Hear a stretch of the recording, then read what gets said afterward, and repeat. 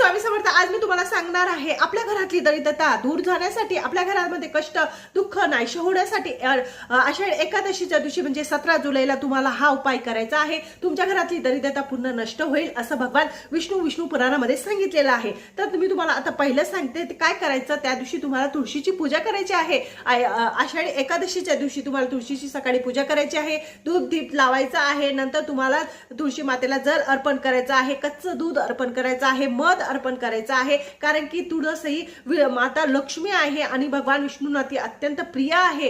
तर त्यासाठी तुम्हाला मी सांगणार आहे हे अर्पण केल्यानंतर तुम्हाला गोड पदार्थ अर्पण करायचा आहे. ते सगळं अर्पण केल्यानंतर त्या वस्तूंचा तुम्हाला एखाद्या गरीब व्यक्तीला दान करायचं आहे. अशा केल्याने तुमच्या घरातली जी दरिद्रता आहे ती पूर्णपणे नष्ट होते. आषाढी एकादशीच्या दिवशी हे दान केल्याने तुमच्या घरातली दरिद्रता पूर्ण नष्ट होते असं म्हणण्यात आलेलं आहे. त्यामुळे मनोभावे श्रद्धेने स्त्रियांनी, प्रत्येक स्त्रीने